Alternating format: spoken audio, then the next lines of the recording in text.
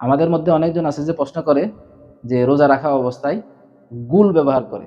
আমাদের যারা পান খাওয়া অভ্যস্ত, পান খেতে না পারলে তো তাদের একটা চাহিদা থাকে যে পানের যে চাহিদা এটা বন্ধ করার জন্য তারা গুল ব্যবহার করে। বহুজন গুলকে মাঞ্জন হিসেবে ব্যবহার করে, দাঁত পরিষ্কার করার জন্য গুলটাকে হাতের মধ্যে রেখে ঠোঁট এবং দাঁতের মাঝখানে রাখে। এই সমস্ত কাজগুলো করে, এটা কিরকম, এটা শরীয়ত কতটুকু বলে? যারা পান খাওয়া অভ্যস্ত, যারা সিগারেট খাওয়া অভ্যস্ত, তারা কিন্তু মুখের মধ্যে একটা গুল রাখে, গুলগুলি দিয়ে তারা দাঁত পরিষ্কার করে, এটার মাধ্যমে তারা একটা শান্তি পায়, প্রশান্তি পায়। এটা কতটুকু? এটা রাখলে তার রোজা কতটুকু হবে? শরীয়ত বলতেছে যে আমাদের মাসলা হচ্ছে যে ওই ব্যক্তির রোজা হয়ে যাবে, কিন্তু রোজাটা মাকরু হবে।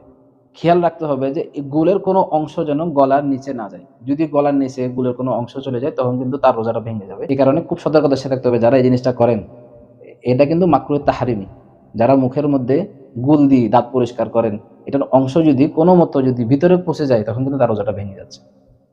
তো নেশা আসক অথবা কোনো আরামের জন্য আপনি গুল ব্যবহার করতে পারবেন, রোজাটা মাকরুহ হবে, কিন্তু উত্তম হয়েছে এটার থেকে বেঁচে থাকা।